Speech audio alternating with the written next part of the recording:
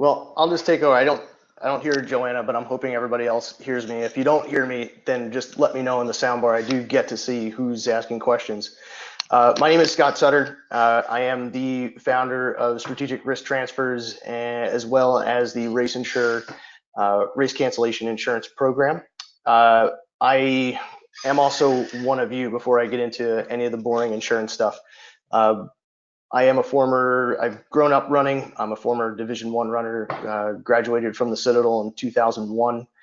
I continued to compete for a little while after college, and then the kids just kept getting faster and I kept getting older and slower. So my next evolution in the running community was to become a race director. So in 2012, I founded the Southern New England Athletic Association based out of Connecticut.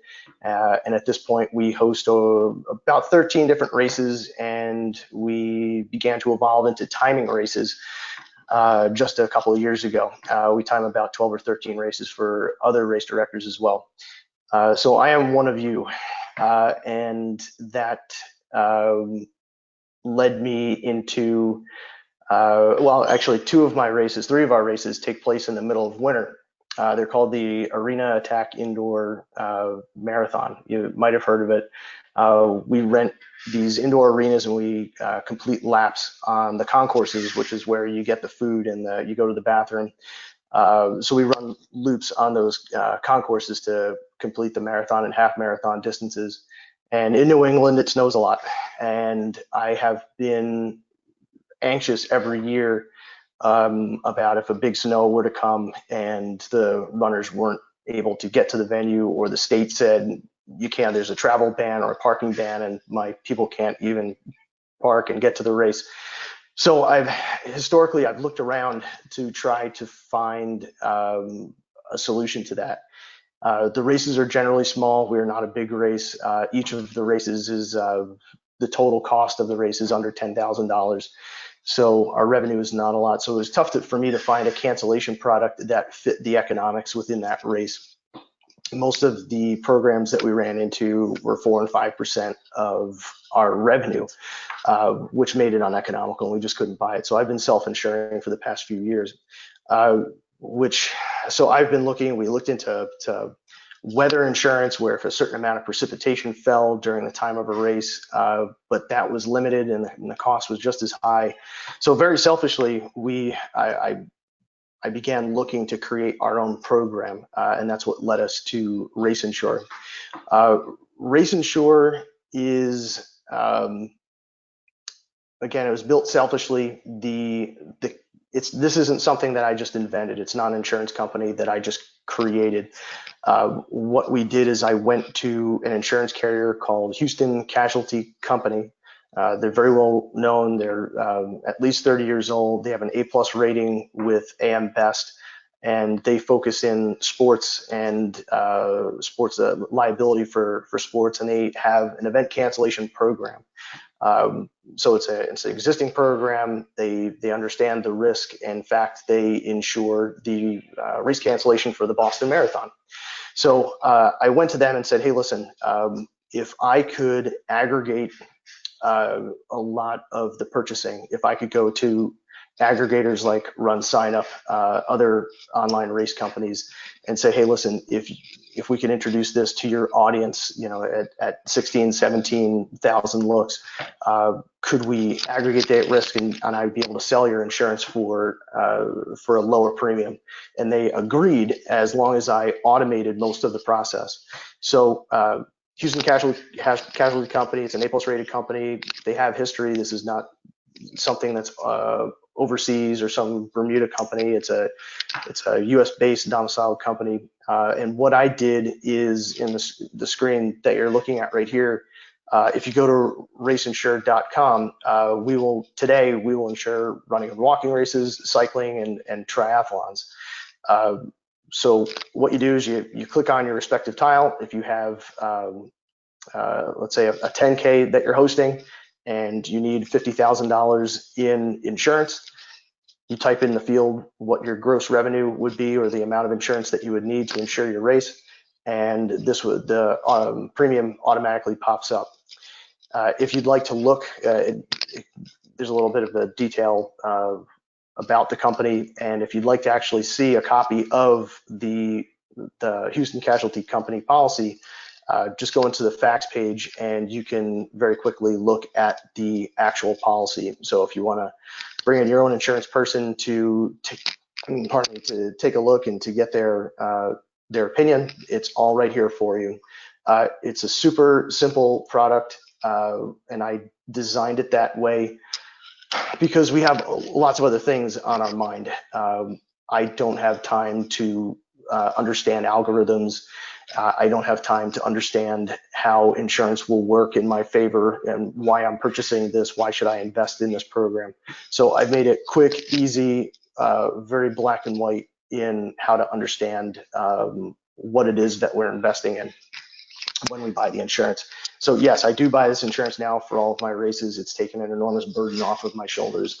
And I'm excited that it's here, very selfishly, and I hope everyone else can benefit from it too.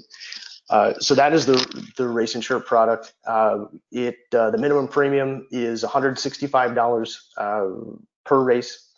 We can insure up to $1 million in revenue, and a couple of the other parameters would be you have to buy it at least 15 days prior to a race and no earlier than a year before a race. So that is your time parameters. It will cover weather. You will see as we look through the actual policy that weather is initially excluded. But what we do, as long as the weather is creates, here's the adverse weather, as long as it poses a serious threat to the safety of individuals attending or those setting up the event. So if there's a big lightning storm that won't go away, there's a hurricane that's impending, that would be something that we could cancel the race for. Or let's say a tornado comes through and wipes out the venue. Let's say it's a park. Let's say we got some terribly heavy rains and it wiped out some trails, some mudslides, and it wiped out the park. And we're unable to use the park. That would be an insurable loss underneath this program. We also build in, if in case something like that happens, we also build in an additional $100,000 in coverage, wherein you have to get approval to use it. But if there's another park that's nearby or another venue that might be able to house your event, we will pay the difference to make sure that that happens, or any expediting expense to make that happen. So it's a super cool product. Again, everything is here. All of the exclusions are here. The definitions, it's bullet point, it's bold, it's incredibly easy to read. So definitely check it out, get comfortable with it. I am the guy, so feel free to email me, call me. I'm happy to walk through situations with you on an individual basis. And after this, after we're done walking through everything today, we'll be able to answer questions about this program, the race timer program that I'm going to talk about in a second, and really any question insurance related. I'm very happy to address. Again, I'm here. I'm a runner. I'm a race director. I'm here as a steward to the running community, and I hope this is lending towards that. So this is the RaceInsure program.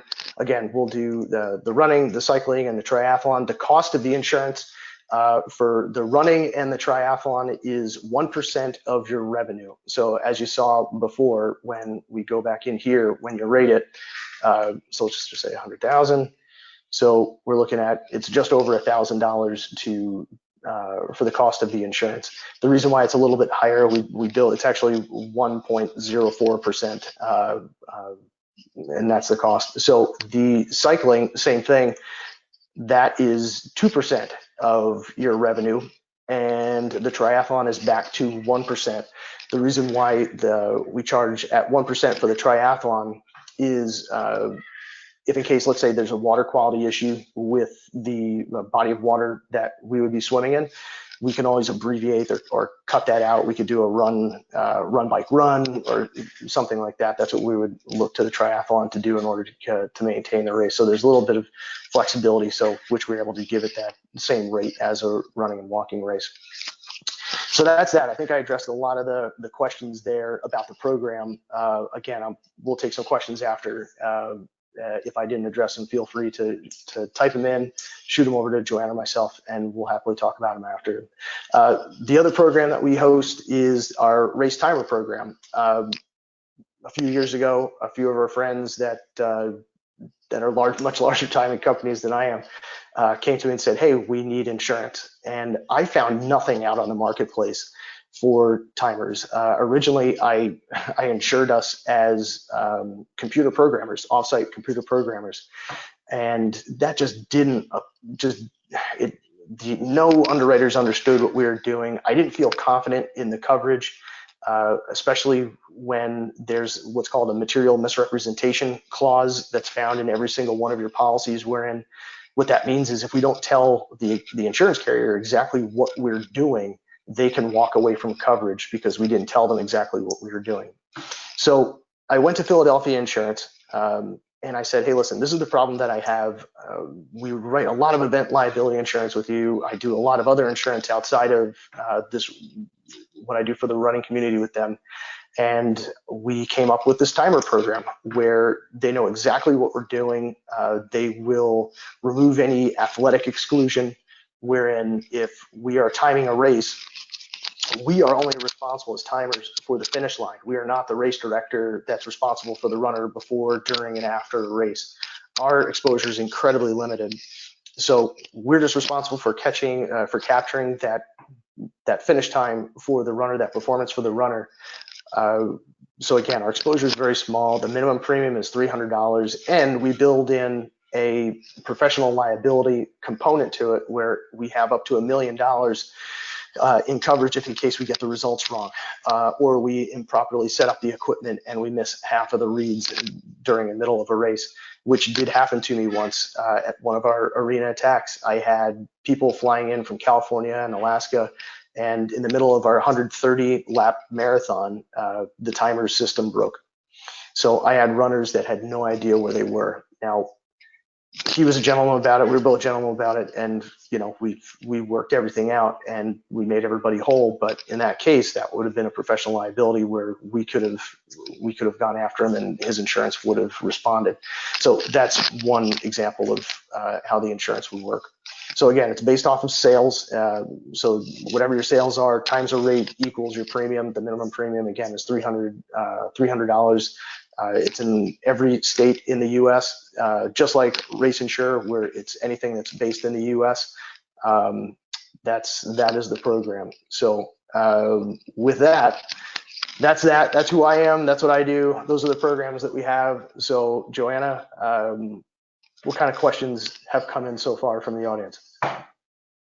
I got two to start with, so if anyone else has any, go ahead and throw them in.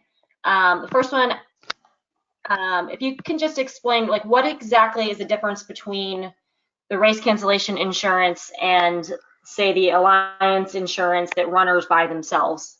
You can just differentiate that. Sure. So I'm assuming you're referring to so when a runner signs up for a race, they could say there's an insurance selection as they're signing up for a race, just in case they can't work pulls them away, or they get sick or something like that. That's something that the runner themselves or the athlete themselves buys to protect themselves if in case they can't attend a race for a certain set of circumstances, which includes the ones that I was just talking about. RaceInsure is purchased by the race director or the race owner because they have to protect themselves. And for instance, if what we've seen is this sea change, especially with social media, wherein if you don't have a race, people immediately start bashing you as to why we can't get our money back. We didn't have a race, give us our money back. And they don't understand that there's certain sunk costs that go into it that we already have. We've already, rented the revenue. We've already bought the t-shirts, the medals, you name it. The porta-johns are already here. We can't not pay for them. So that's what RaceInsure does, is it goes back and it pays for those costs that we've absorbed. And actually, I'll go into that a little bit. If I have it up here, or not, or I won't go into it. So I could go into how the program pays. Anyway, so that's the difference between those two. All right. Do you cover open water swim events that are not triathlons, just swim only? So at the moment, no. So we don't do any of the swimming races just yet, just because we don't understand that beast yet. We do understand the three industries, the three industry groups that we're already offering. We do understand those. Open water swimming, I do want to get into it as a former surf rescue lifeguard for the National Park Service all through college. I love open water swimming. I want to find a way to get it worked out. It's an endurance event. It fits into what we're doing here. It's certainly on our radar, but just not quite yet. I'm going to combine these two because they're kind of related. Okay. Are revenues considered race registration or all revenue? And that someone else asked along those lines, does it cover registration and sponsor revenue? Both, it will. So whatever dollar amount that you put in that you need, yes, we will insure sponsor dollars. So if the sponsor wants their money back, then yeah, then we will we will cover that difference in if you have to give that money back to them. Does the timer program include equipment loss coverage? So right now we are only covering the liability portion. So if in case the timer is liable for their equipment hurting someone, so that's a general liability insurance policy responds if we are negligent for bodily injury, so if we hurt someone, or property damage, if we hurt someone else's or damage someone else's property. Right now, so that's all we're covering right now. From a property standpoint, it's what's called inland marine policy that would cover your equipment, the computer equipment, the RFID readers, the antennas, all that stuff. That would be, it's your property that goes away from your premises, your home office, your office, and it goes out into site with you. It's what's called an inland marine policy that would provide coverage. The ones that we've run into, we're trying to get it worked out with Philadelphia so we can wrap it into the program. Right now, their rate is expensive because the way they look at it is we have a lot of sensitive computer equipment that's going out into the wide open that could, be affected by the weather. Really what they're most anxious about is water, rain. So what we're going to do is we're going to figure something out where we might exclude water damage from that equipment, and we'll be able to get an incredibly small rate. So if in case we roll our trailer or our car on the way to the event and all of our equipment is damaged, it would be insured. So we'll pick up other exposures outside of water, but we are working with other carriers too to try to find a solution a little sooner. Sticking with the timer insurance program, how are the rates and premiums determined for that? Everything is based off of sales. So the minimum premium is $300, and the rate, without doing some real quick algebra, once you get above $25,000 in sales, that's when you start to see that minimum premium begin to creep up. So if you're at $100,000, you're going to pay more than $300. If you're doing $5,000 in sales, you're still going to pay that $300. So hopefully I explained that well. This is combining a couple of questions here, but basically, what's the type of proof you need for weather cancellation? Does the city have to make the call? What happens if, say, a hurricane is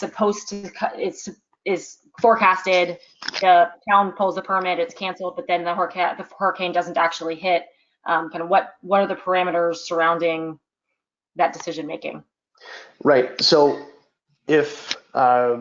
so the first thing that we want to look at is, and what I have been telling people and what Houston Casualty has implored me to broadcast, is there is an exclusion that's in the policy that talks about pre-existing conditions. So if we go to buy insurance and there's a known hurricane that is coming up, here it is, number 9, the pre-existing circumstances. So if we're aware of a hurricane that is imminent, if we are aware of a forest fire, like what's going on out west, that could affect us and we purchase the insurance just, outside that 15 days, if we could prove that, or if it could be proven that that exposure led to the cancellation of your risk and you were kind of aware of it, then that would be the first out that the insurance company could use.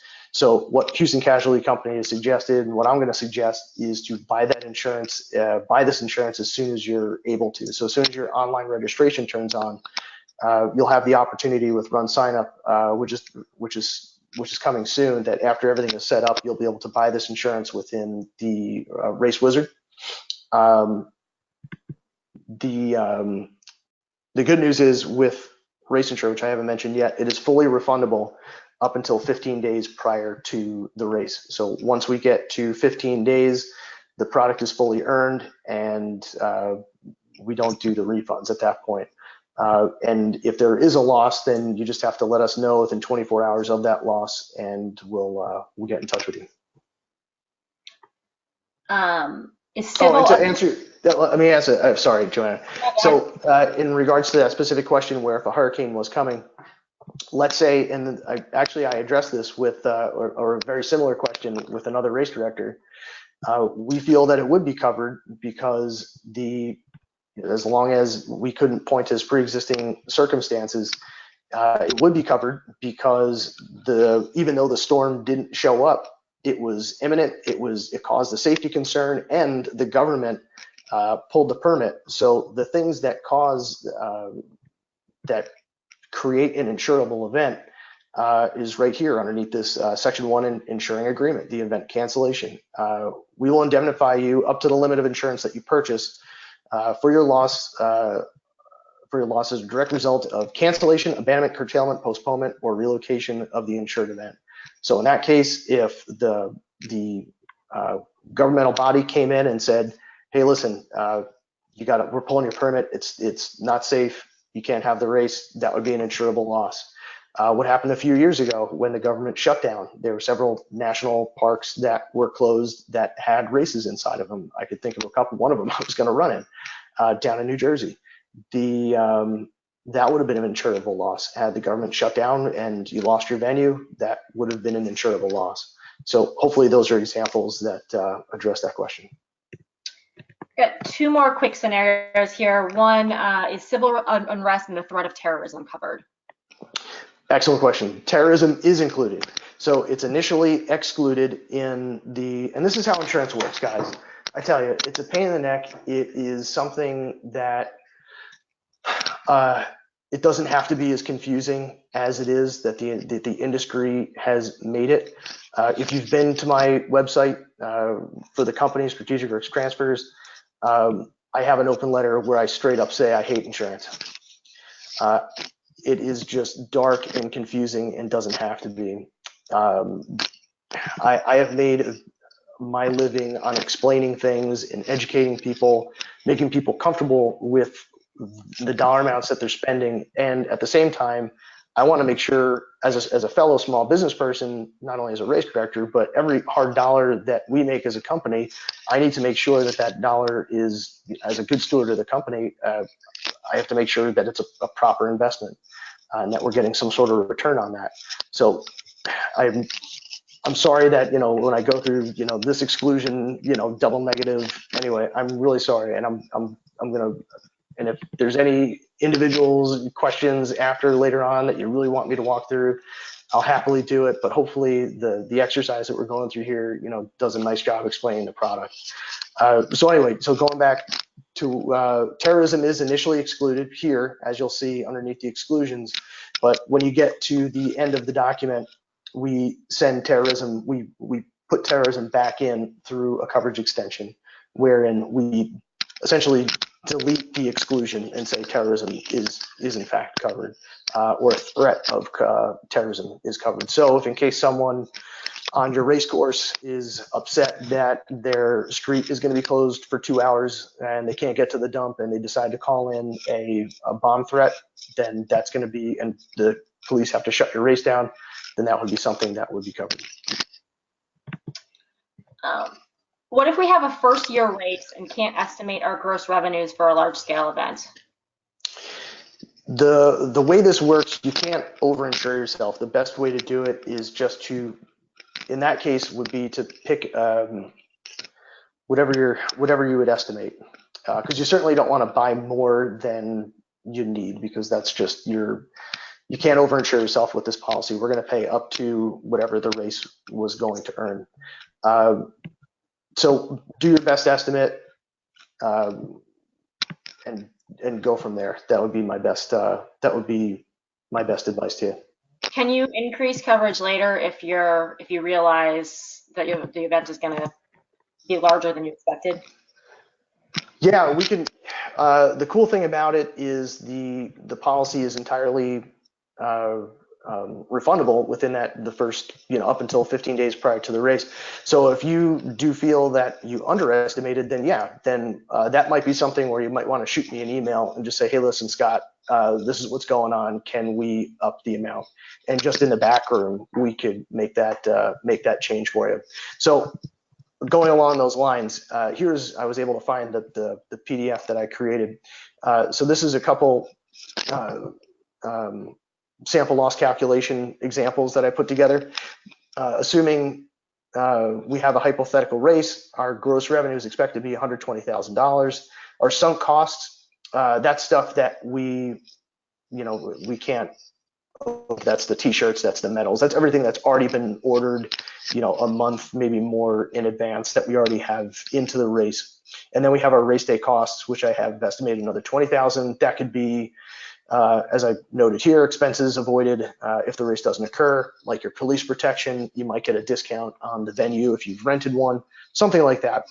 And then the race director gets, they usually earn a profit of $20,000. So underneath the first example, let's say the race cancels before the race day. So we've already spent our $80,000, and we want to make sure that we get our $20,000 in profit. This RaceInsure and the Houston Casualty Program exists to make the race director whole. So we will protect your profit. So if you're expecting a $20,000 profit, we're going to make sure that you have a $20,000 profit.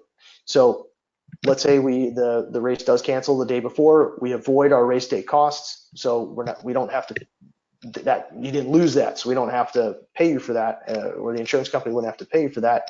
We do cover your sunk costs. We do cover your profit. So we give you a $100,000 profit. Okay.